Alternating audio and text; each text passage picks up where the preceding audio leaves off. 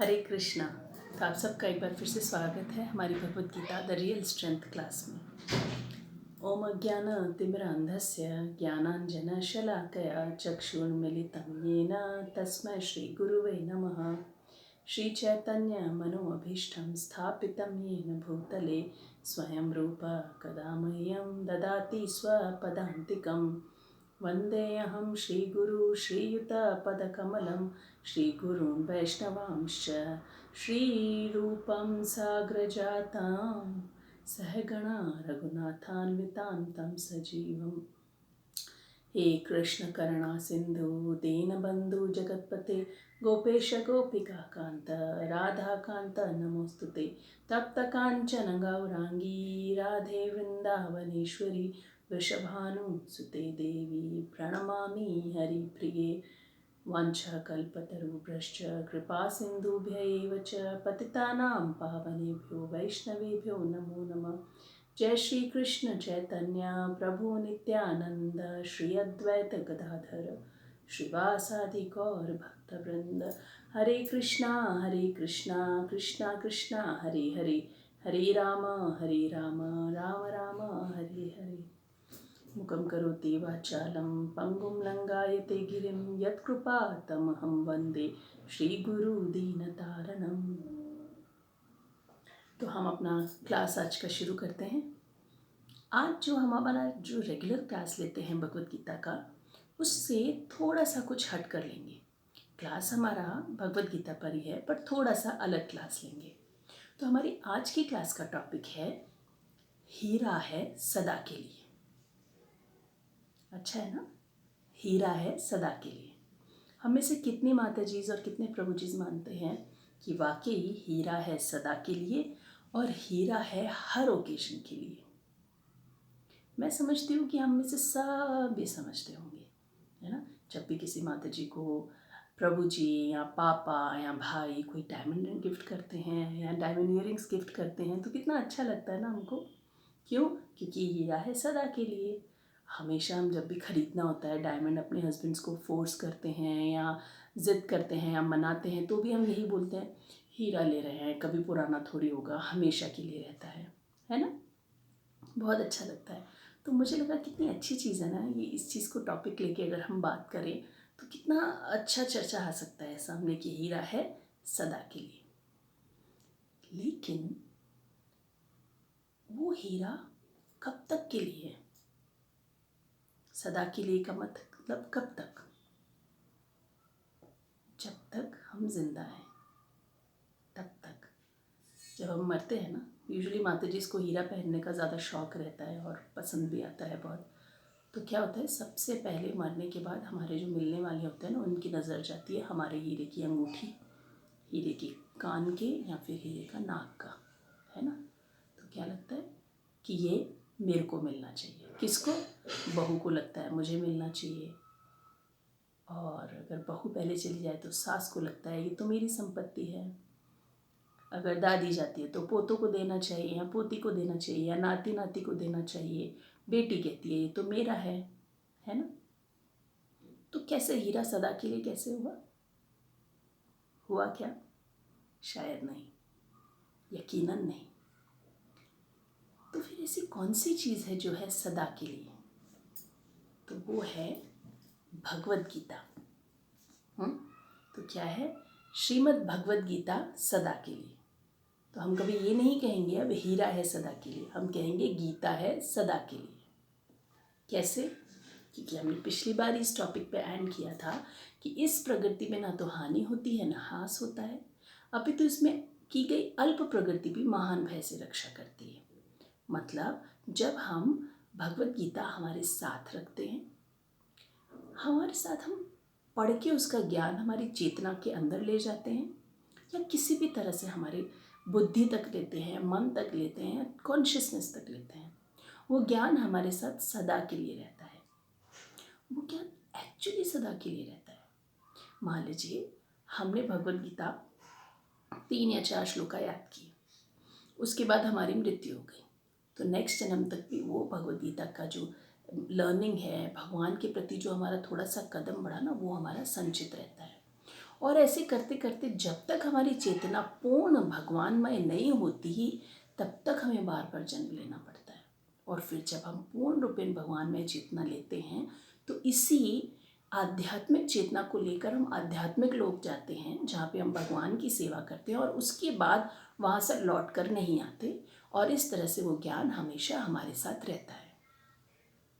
तो हीरा है सदा के लिए नहीं, गीता है सदा के लिए। पर मैं आज ये सब क्यों कह रही हूँ पता है? क्योंकि इस भगवत गीता का जन्मदिन आने वाला है। और वो कब है? वो आता है मोक्षदा एकादशी को, जो इस वर्ष 25 दिसंबर को है, यानी नेक्स्ट संडे को, ये कमिंग संडे को, राइट। तो वो है 25 दिसंबर को। तो इसलिए हमें, जैसे हम रेगुलर आके भगवद गीता का क्लास सुनते हैं, पढ़ते हैं, चर्चा करते हैं, उसे जीवन में अपनाने की जो कोशिश कर रहे हैं, तो उस हिसाब से हमें भगवद गीता के थोड़े और मूल्यों को समझना चाहिए और हमें समझना चाहिए कितनी इम्पॉर्टेंट बुक है हमारे जीवन में और कैसे है ये सदा के लिए। इसलिए प्रभुपाद कहते हैं कि जो भगवद गीता है ना वो टाइम बॉम्ब है। टाइम बॉम्ब पता है कैसे? टाइम बॉम्ब में क्या होता है, जब हम बॉम्ब को रख देते हैं तो एक फिक्स टाइम होता है, उसके बाद वो फट जाता है और सब कुछ तहस नहस हो जाता है।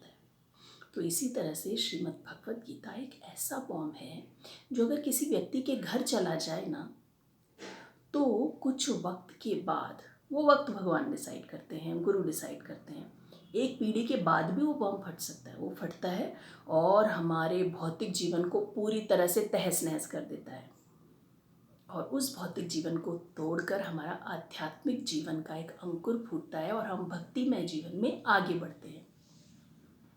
ये सुनने में कितनी अजीब बात लगती है ना।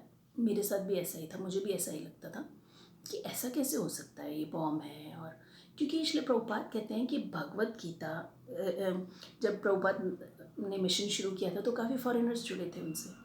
तो एक प्रभु जी थे जो टेम्पल में सेवा तो बहुत करते थे, अपना जप भी करते थे, लेकिन भगवत गीता नहीं पढ़ते थे क्योंकि नए नए थे, फॉरेनर्स थे, तो कितना डिफ़िकल्ट होता है संस्कृत के श्लोक का पढ़ना और क्या। बाद में वो स्वामी बने, उनका नाम था सतस्वरूप महाराज। तो सतस्वरूप महाराज को प्रभुपाद ने कहा कि तुम भगवत गीता और भगवान के जो शास्त्र हैं वो डेली पढ़ा करो। अगर तुमने डेली पढ़ा तो तुम भगवत धाम जाओगे। Every day you read 1 chapter, एक अध्याय डेली पढ़ो। कुछ दिनों बाद प्रभुपाद ने नोटिस किया वो नहीं पढ़ पा रहे थे, तो प्रभुपाद ने कहा ठीक है 1 पेज डेली पढ़ो। वो भी नहीं हो पाया उनसे क्योंकि सेवा बहुत होती थी इनिशियल डेज में। फिर बोला कि ठीक है यू रीड 1 श्लोका of Bhagavad Gita every day. तो बोले प्रभुपाद 1 श्लोका पढ़ने से क्या होगा, सब इतना पढ़ते हैं, मैं 1 श्लोका पढ़ूंगा तो क्या होगा। प्रभुपाद ने बोला 1 श्लोका, तुम 1 लाइन पढ़ो श्लोका की, 1 अक्षर पढ़ो, और तुमने अगर श्रीमद् भगवद गीता को हाथ लगा दिया ना तो भी तुम्हारा भगवत धाम जाना पक्का है। तो कितनी बड़ी बात है ना हमारे लिए ये सोचने के लिए कि भगवद गीता पे जस्ट हाथ भी लगाया तो हमारा भगवत धाम जाना पक्का है। एक हमारे इस्कॉन समुदाय में है त्रिभुवन गोपाल प्रभु।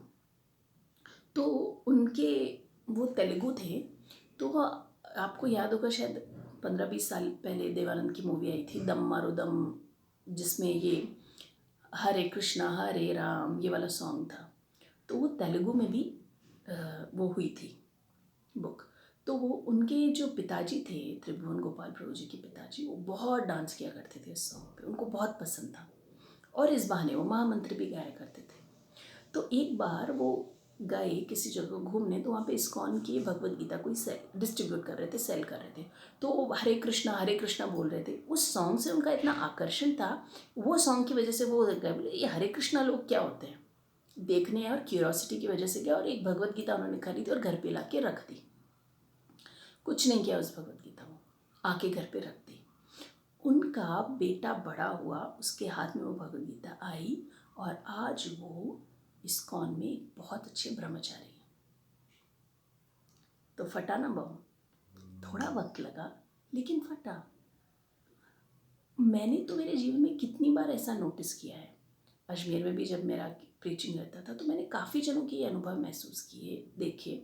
जैसे हमारी एक माता जी हैं, रीना अग्रवाल माता जी, उनके पास जब उनको भगवद गीता पढ़ाई, फिर थोड़ा उनसे मिलना हुआ, बात हुई, तो पता चला कि उनके पास पूरा बुक सेट था भगवद गीता का। भावना बंसल है, मीनू है, तो उनके पास भी ऐसा ही था। जब उन्होंने भगवद गीता पढ़ना शुरू की तो पता चला कि उन लोगों के पास पहले ही ये किताब थी जिनको उन्होंने कभी हाथ नहीं लगाया था। लेकिन उस बुक का ऐसा मैजिक रहा कि एक वक्त आया, उन्होंने उस किताब को हाथ में उठाया और पढ़ना शुरू किया। अभी त्रिभुवन गोपाल प्रभु जी हैं, वो ब्रह्मचारी हैं और भगवान की इतने अच्छे से सेवा करते हैं। तो क्या उनका ये फल उनके पितरों को यानी उनके माता पिता को नहीं मिला होगा? जीते जीत भी मिलेगा, और यदि वह शरीर छोड़ भी गए तो भी उनको फल मिलेगा। क्यों? क्योंकि उन्होंने एक ब्रह्मचारी को पाल पोस के बड़ा किया है, एक बच्चे को बड़ा किया है जो ब्रह्मचारी बना। तो वो फल माँ बाप को भी मिलता है इस चीज़ का। तो ऐसे कई एग्जाम्पल मिलते हैं जो हमें बताते हैं कि भगवद गीता एक बॉम्ब की जैसी है, जिसको हमें कभी भी वो बॉम्ब हमारे जीवन में फटता है। एक और एग्जाम्पल है, एक दादाजी ने भगवद गीता ली थी इस्कॉन की बाहर रोड से। तो वो ब्रह्मचारी बताते हैं, वो मेरे दादाजी थे। तो दादा फिर पिता, उन दोनों ने उस पुस्तक को यूज़ नहीं किया, पोते ने यूज़ किया और वो ब्रह्मचारी बन गए। ऐसी अनगिनत कहानियाँ आप शायद ये भी देख सकते हैं, जैसे एक ISKCON, how I came to ISKCON और how I became a devotee, या मैं भक्त कैसे बना। ऐसे आप यूट्यूब पे टाइप करिए, बहुत सारे आपको स्टोरीज़ मिलेंगे जिसमें लोग बताते हैं कि हम कैसे भगवद गीता को पढ़ के भक्त बने। आज हमारे भागवतम क्लास थी सर्वलक्षण प्रभु जी की। ये बहुत ही बेहतरीन बुक डिस्ट्रीब्यूटर है। तो उनके जीवन क्यों है वो इतने अच्छे बुक डिस्ट्रीब्यूटर, क्यों इतनी श्रील प्रभुपाद की बुक्स डिस्ट्रीब्यूट करते हैं? वो बहुत हताश थे जीवन से, बहुत ज़्यादा। मतलब ऐसा उनको लग रहा था कि जीवन बस ख़त्म होने को है, उनको कुछ समझ में नहीं आ रहा था। तब उनको एक व्यक्ति ने भगवद गीता गिफ्ट किया। वो भी कैसे? वो ऐसे कॉलेज में हॉस्टल में ऐसे बोल रहे थे कि अरे मेरे पास एक्स्ट्रा बुक पड़ा है भगवद गीता, किसी को चाहिए क्या? भगवद गीता किसी को चाहिए क्या? जैसे फ्रेंड्स है ना, वो चिल्लाते हैं आपस में बात करते, तो वो ऐसे बोल रहे थे। तो वो सर्वलक्ष्मी प्रभु जी ने कहा अरे मुझे दे दो तुम भगवद गीता। उन्होंने गीता ली और उसको थोड़ा सा पढ़ना शुरू किया। लेकिन पढ़ने के बाद सारे दोस्त चिढ़ाने लग गए, अरे तू तो सन्यासी हो गया है, तू तो ब्रह्मचारी हो गया है, तू क्या कर रहा है, तू सन्यास ले रहा है, बाबा जी बन गया है क्या? ये करने के लिए उन्होंने क्या किया, वो मंदिर चले गए, पास में इस्कॉन टेम्पल है। बोले मैं वहाँ जाके शांति से भगवद गीता पढ़ूंगा। वहाँ जाके भगवद गीता पढ़ा तो लोगों ने देखा, डिवोटीज़ ने देखा एवरीडे आ रहा है, थोड़ी देर आके भगवद गीता यहाँ के पढ़ता है। फिर उनको माला हाथ में दिया और फिर उनको प्रसाद खिलाया और फिर उस तरह से वो ब्रह्मचारी बन गए। And is a very good ब्रह्मचारी, बहुत अच्छे से सेवा करते हैं भगवान की। तो ये है श्रील प्रभुपाद की बुक्स का मैजिक। तो और हम हमारे जीवन में देखें तो मेरी सिस्टर है जानवी प्रिया माता जी, उनके साथ भी ऐसे हुआ। उनको बहुत शौक था बचपन से ही अलग अलग तरह की किताबें पढ़ने का। तो एक बार वो एक बुक एग्जीबिशन में गई, वहाँ पर किसी ने उनको भगवद गीता दे दी और वो चुपचाप वो भगवद गीता हाथ में लेकर आ गई। और आप देख रहे हैं वो जो बॉम्ब फटा है वो कितना उपयोगी है हम सब के लिए। अगर वो नहीं होती तो मैं नहीं होती, और मैं नहीं होती तो अजमेर में जिनको हम पहले भगवद गीता के बारे में बताया करते थे, शायद उनसे मेरे संबंध नहीं होते। ऑफ कोर्स आप सब बहुत अच्छे भक्त हैं, शायद मैं नहीं होती तो किसी और के थ्रू आपके जीवन में भक्ति ज़रूर आती, क्योंकि भगवान ने आपको चुना है। लेकिन शायद हम आपस में आज बात नहीं कर रहे होते। तो इसीलिए भगवद गीता एक बहुत ही कमाल की चीज़ है। अब हम ये सोच सकते हैं कि इसका महत्व जानने के लिए हमको आज ऐसा क्यों बोला जा रहा है, क्योंकि आप सब तो ये महत्व जानते हैं और आप ये सब पढ़ भी रहे हैं, है ना? लेकिन हमारे ऊपर ये कर्ज रहता है शास्त्रों का। शास्त्रों को पढ़ के और उसको बांट के हम इस कर्ज से मुक्त होते हैं। सोचिए आज हमारे जीवन में किसी ने शुरू में ज़बरदस्ती नहीं की होती, हमें एक किताब नहीं थमाई होती, हमें थोड़ा बहुत भगवान का ज्ञान नहीं दिया होता, तो क्या आज हम इस कंडीशन में होते कि आध्यात्मिक ज्ञान को हम अपने जीवन में ले सकते? शायद नहीं होते। तो इसीलिए भगवद गीता के जन्म दिवस पर जब भगवान ने 45 मिनट्स में अर्जुन को कुरुक्षेत्र के युद्ध स्थल पे भगवद गीता सुनाई थी, उस पर हमें ये प्रण करना चाहिए कि एवरी ईयर, हर साल कम से कम हम एक भगवद गीता तो गिफ्ट करेंगे। कम से कम एक भगवद गीता। किसको गिफ्ट करेंगे? जिस तरह से हमारे घर में आजकल सबके अपने पर्सनल मोबाइल होते हैं ना, उस तरह से हमारे घर में हम सबकी पर्सनल भगवद गीता की कॉपी होनी चाहिए, जिसे हम खुद पढ़ें, अंडरलाइन करें। हम बच्चों को नहीं देंगे तो उनको समझ कैसे आएगा कि हमारे लिए ज़रूरी है? हमें देना चाहिए मोक्षदा एकादशी के दिन अपने अपने बच्चों को कि बेटा ये तुम्हारी भगवत गीता है, तुम जीवन में इसको कभी भी उठाओ, ये तुम्हारे ऊपर है, हमारी तरफ से कोई प्रेशर नहीं है, जब भी उठाओ, लेकिन ये भगवत गीता तुम्हारे लिए है। हमारे बच्चे शायद अभी छोटे होंगे, जिस तरह से एज हम लोगों का है, या कुछ बच्चे बड़े भी होंगे, कुछ के बच्चे 20-22 की एज में होंगे, कुछ 10-15 की एज में होंगे, तो शायद उस उम्र में वो एक बार ना भी उठाए, है ना। लेकिन जब हम बड़े होते हैं, ज़िंदगी में चुनौतियाँ आती हैं और हमको बार बार वो कहीं भी बात याद आती है हमारे माँ बाप की कि बेटा जीवन में कभी भी मुश्किल आए तो भगवत गीता उठा के पढ़ना, उसमें से सारे हल निकालना, तो देखिए बच्चे क्यों नहीं लेंगे, 110% लेंगे। यहाँ मैं देखती हूँ कितने वैष्णव हैं, उनके बच्चे बचपन से भगवत गीता पढ़ते हैं, शास्त्र पढ़ते हैं, किसी भी चीज़ को वो आध्यात्मिक दृष्टि से देखते हैं, वो देख के समझ जाते हैं कि ये व्यक्ति रजोगुण में है, तमोगुण में है, सतोगुण में है, या ये व्यक्ति भक्त है।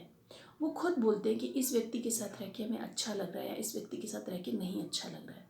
और ये मैं कोई बड़े बच्चों की बात नहीं कह रही हूँ, ये 6 से 9 साल 10 साल की उम्र के बच्चे हैं, क्योंकि बचपन से उनको ये ज्ञान दिया गया है। तो इसीलिए मोक्षदा एकादशी के दिन जितने हम सब लोग भगवद गीता पढ़ते हैं, वो ये प्रण लेंगे कि हम प्रतिदिन पढ़ें, चाहे हम एक श्लोका एक लाइन पढ़ें, और हम अपने अपनों को इस भगवद गीता को गिफ्ट करें। जब मैं यहाँ पे पहला साल आई थी ना पूना में, तो तब हम बुक डिस्ट्रीब्यूशन के लिए गए थे, अभी कोविड की वजह से हम कहीं नहीं जा पाए हैं। तो उसमें मैंने देखा यहाँ पे पूना टेम्पल क्या करते हैं, बहुत बड़े बड़े डोनर्स हैं, तो वो लोग क्या करते हैं, भगवत गीता को स्पॉन्सरशिप देते हैं, क्योंकि कई रिच लोग होते हैं जो नहीं जा पाते हैं, लेकिन वो पैसे देते हैं और बोलते हैं हमारी तरफ से ज़रूरतमंद को भगवत गीता दो।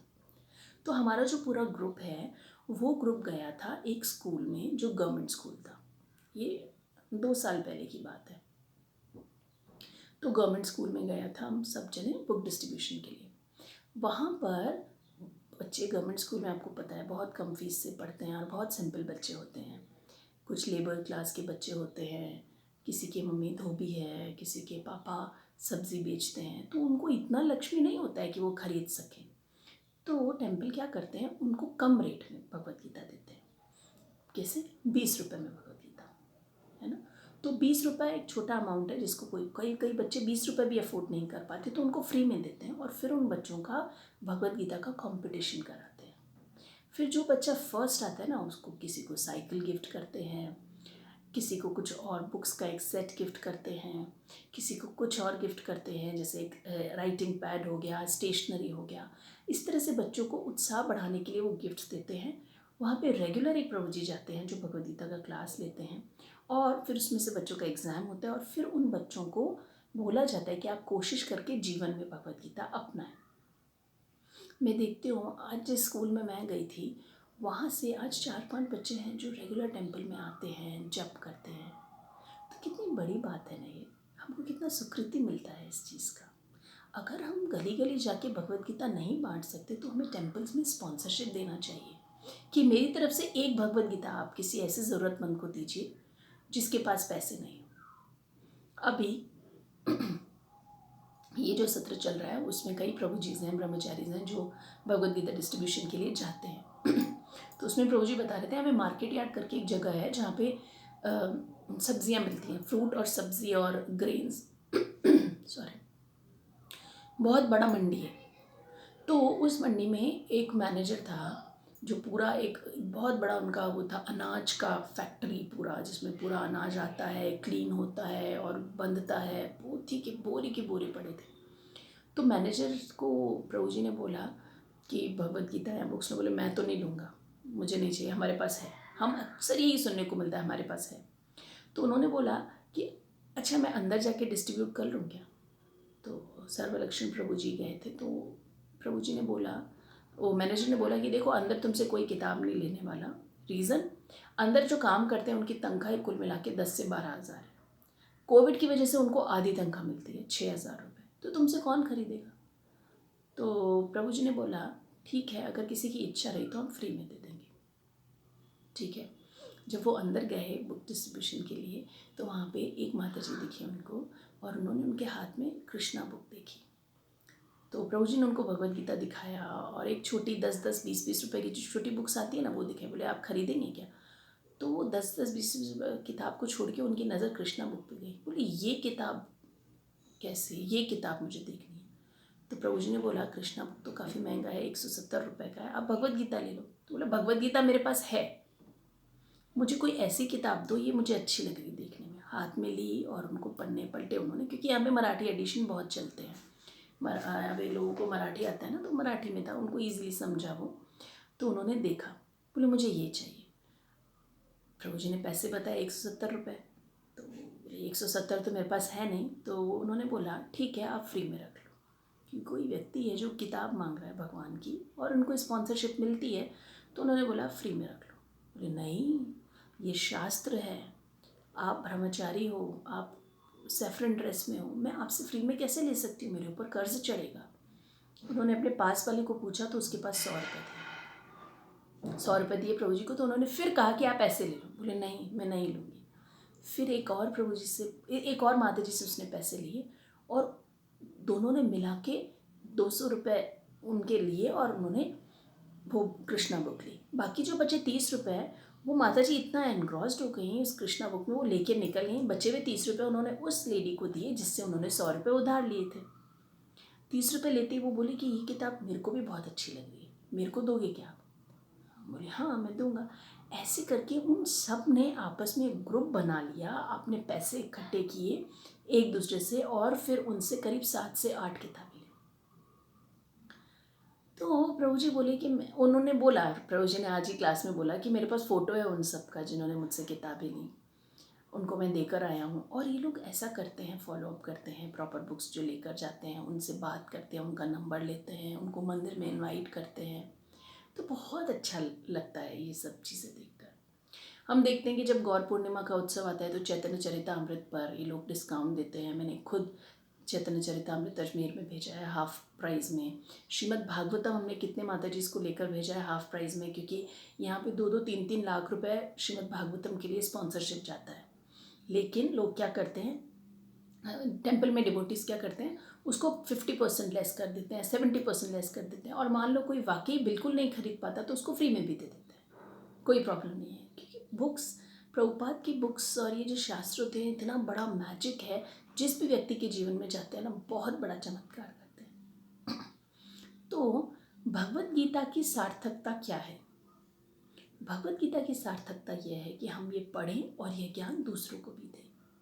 हमारे लिए शायद सबके लिए ये मुमकिन नहीं हो पाता होगा कि हम इस ज्ञान को अच्छी तरह से पढ़ें, समझें, फिर उसको बांटें। थोड़ा मुश्किल होता है क्योंकि सब हम नहीं कर पाते इतना अच्छे तरीके से। कई बार समय नहीं होता है, कई बार हमको इतना अच्छे से एक्सप्लेन नहीं करने आता है। जिनको आता है उनको तो ये आवश्यक रूप से करना चाहिए, क्योंकि भगवत गीता में 18वें अध्याय के 66 श्लोक में लिखा हुआ है कि जो यह ज्ञान, भगवत गीता का ज्ञान सबसे बांटता है, सबको बताता है, वो मुझे अतिशय प्रिय है। ये भगवान कह रहे हैं अर्जुन से। तो हमें अगर भगवान का प्रिय बनना है तो हमें भगवत गीता के ज्ञान को बांटना होगा। तरीका कुछ भी हो सकता है। हम यूजुअली क्या सोचते हैं, हम क्या करते हैं कि साल के 12 भगवत गीता लेके रख लिए और उसके बाद में 100-150 रुपये एक बहुत ही छोटी चीज़ है। अगर हम किसी को जन्मदिन पे कुछ गिफ्ट करें तो हमें कहना चाहिए उनको क्लियरली, क्या मैं तुम्हें जो गिफ्ट दे रही हूँ वो सदा के लिए, क्या गीता है सदा के लिए, इसीलिए मैं तुम्हें दे रही हूँ। ये हमें नहीं सोचना चाहिए वो व्यक्ति पढ़ेगा या नहीं पढ़ेगा। वो काम भगवान श्री कृष्ण का है और श्री प्रभुपाद का है, हमारे आचार्यों का है। ये हमारे लिए मुमकिन नहीं है। जितने हद तक पॉसिबल है हम उनको बोल सकते हैं कि आप भगवत गीता पढ़िए और बहुत अच्छा होता है। और आजकल तो मैं समझती हूँ बहुत अच्छे से ये नॉलेज स्प्रेड हो रहा है। यंगस्टर्स तो बहुत अच्छे से अट्रैक्ट हो रहे हैं इस चीज़ की तरफ। इवन हर एज के लोग हैं जो भगवत गीता वाकई पढ़ना चाहते हैं। तो हमें ये करना चाहिए, है ना। ये जो पूरा महीना है वो बुक डिस्ट्रीब्यूशन का मंथ है, भगवत गीता मंथ है। तो इस भगवत गीता मंथ में हमें भगवत गीता बांटनी चाहिए। हमें कई तरीके हैं इस चीज़ के। सबसे पहले तो हमें अपनी एक प्रॉपर कॉपी होनी चाहिए भगवत गीता की। दूसरा, हमें हमारे घर वालों के लिए पर्सनली भगवत गीता लेके रखनी चाहिए, उन्हें हाथ में देनी चाहिए। आज नहीं, कल नहीं, धीरे धीरे प्यार से छोटा छोटा बोलते रहना चाहिए। जब डायमंड ईयरिंग्स की इच्छा होती है और पति नहीं दिलाता ना तो हम 1 साल बोलते हैं, फिर दूसरे साल बोलते हैं, फिर तीसरे साल बोलते हैं, और एक बार नहीं बोलते हैं, हर त्यौहार पे अब तो दिला दो, अब तो दिला दो, अब तो दिला दो। तो हम अपने पतियों को भी बोल सकते हैं, बच्चों को, परिवार वालों को प्यार से, जब तक कुछ कलेश नहीं होता तब तक एक श्लोक का पढ़ लो ना, एक ट्रांसलेशन ही पढ़ लो, थोड़ा सा पढ़ लो, क्या फ़र्क पड़ता है ना। आज देखिए भगवान को कितना अच्छा लगेगा ना अगर हम प्रयास करेंगे कि कोई और भी भगवान के करीब जाए, कितना अच्छा लगेगा। और उसके लिए सबसे बेस्ट है भगवान की वाणी उनको देना।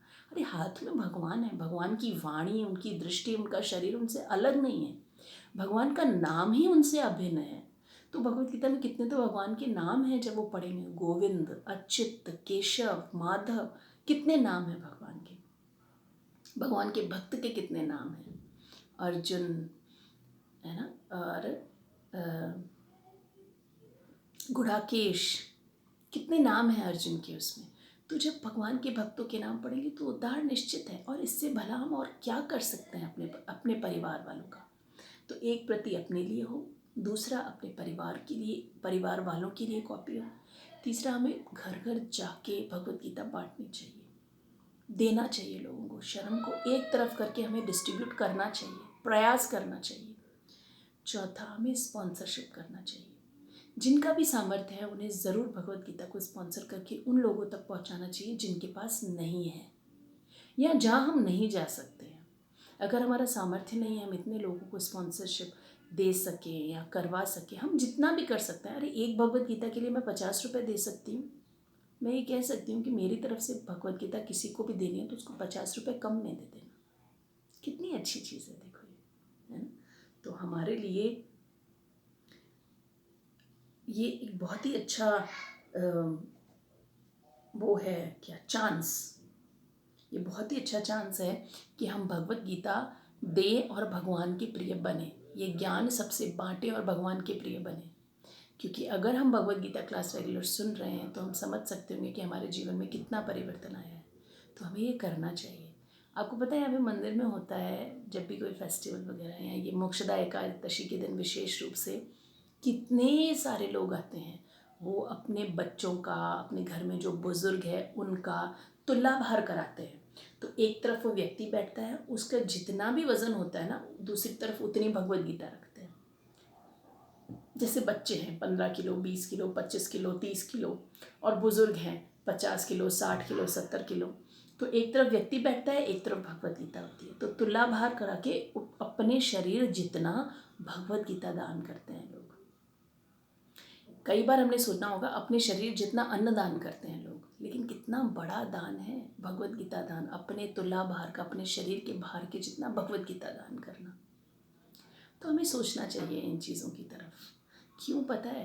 क्योंकि हम शायद इतने प्योर नहीं हैं बड़े बड़े स्वामीज और आचार्यास की तरह कि हम इस जन्म में दूसरे लोगों का उद्धार करने आए हैं। नहीं, हम शायद इसीलिए हैं कि इस जन्म में इन सबको देखकर, छोटी छोटी सुकृतियों को एकत्रित कर कर हम खुद का उद्धार कर सकें, हम हमारे जन्म को सार्थक कर सकें।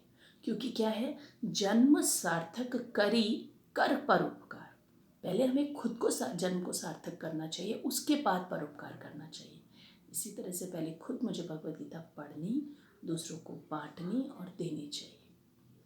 ये बहुत ज़रूरी है। अगर हमने ऐसा किया, भगवत गीता से बड़ा और दान हो ही क्या सकता है बताओ। मरने के बाद भी हमारे रिश्तेदार हमारे लिए भगवत गीता पढ़ते हैं। जाते वक्त भी हमारे साथ यही नाम है जो साथ जाता है। जो हमने खुद ने कमाई की है ना, हरि नाम की, भागवतम की, भगवत गीता की, सिर्फ वही हमारे साथ जाती है। तो हम इतने दिनों से भगवत गीता पढ़ रहे हैं, तो आइए हम सब मिलकर इस भगवत गीता का सम्मान करेंगे। वो सम्मान क्या है? इसे घर घर पहुंचाएंगे, जन जन पहुंचाएंगे, ताकि हम भी भगवान के प्रिय हो सकें और इस भौतिक जगत से ऐसी जगह जा सके जहाँ से वापस लौटना ना पड़े। और अगर भगवान की सेवा करने के लिए हमें भौतिक जगत में वापस आना भी पड़े तो हमें यह भौतिक जगत इतना कष्टदायी ना लगे। जिस तरह से हमारे आचार्यों को, स्वामी जी को और इतने बड़े बड़े प्रभु जी और माता जी को हम देखते हैं, कितनी भी कष्टपूर्ण परिस्थिति होती है, फिर भी वो शास्त्रों का सहारा लेके, हरिनाम का सहारा लेके खुशी से वो सब कार्य करते हैं और हम सबको भक्ति में लाने का प्रयास करते हैं। तो चलिए हम सब मिलकर प्रयास करते हैं और इस बार भगवत गीता के लिए हम एक नारा लगाते हैं, क्या? गीता है सदा के लिए और सबके लिए। तो ये क्लास स्पेशली मैंने इसीलिए रखा था ताकि हम ये कम से कम बचा हुआ जो 1 हफ्ता या 5 दिन है, हालांकि भगवत गीता तो हम कभी भी डोनेट कर सकते हैं, कभी भी खरीद सकते हैं, कभी भी गिफ्ट कर सकते हैं, तो हम करेंगे। तो हम कौन सी तरह से हम भगवत गीता डिस्ट्रीब्यूशन में हेल्प कर सकते हैं? पहला, खुद के लिए एक पर्सनल कॉपी लेके, दूसरा अपने अपनों के लिए लेके, तीसरा हम जो भी साल भर में कहीं पे भी जाएंगे, बर्थडेज हो या कोई सेरेमनी हो या एनिवर्सरी हो, किसी का गृह प्रवेश हो, तो उनको हम भगवत गीता गिफ्ट करेंगे। ये बिल्कुल मत सोचना कि हम गिफ्ट करेंगे वो व्यक्ति पढ़ेगा नहीं तो गीता का अपमान होगा, नहीं। हमारा काम है रखना, वो अपने आप प्रभुपाद देखेंगे, गुरु महाराज देखेंगे, कृष्ण देखेंगे कि वो कैसे उनके हृदय में प्रवेश करते हैं। चौथा कि हम क्या करेंगे, हम सबके लिए, जो व्यक्ति नहीं खरीद सकता उसके लिए उसको स्पॉन्सर करने का प्रयास करेंगे। तो जैसे भी हम सबको समझ में आता है उस तरह से हम ये कार्य करेंगे और अपना जीवन सफल बनाएंगे। याद रहे, गीता का दान करके हम किसी पर कोई एहसान नहीं कर रहे, गीता को डिस्ट्रीब्यूट करके हम किसी के लिए कुछ बड़ी बात नहीं कर रहे, ये सिर्फ हम हमारे लिए हमारा जीवन उज्जवल कर रहे हैं ताकि हम आध्यात्मिकता में प्रगति कर सकें। तो करते हैं जोश से, चाहे हम अपने बच्चों का, अपने बुजुर्गों का वेट करवा के उतनी भगवत गीता भी दान कर सकते हैं। कुछ पैसों की आसक्ति से छूट के हमें ये चीज़ करनी चाहिए, है ना।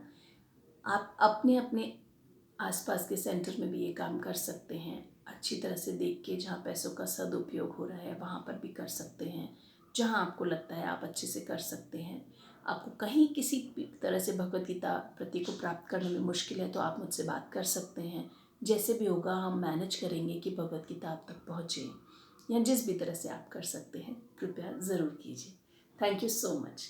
हरे कृष्णा कृष्णा कृष्णा हरे हरे, हरे राम राम राम हरे हरे। तो लास्ट में हम याद रखेंगे, क्या? गीता है सदा के लिए। Thank you so much. Hari बोल।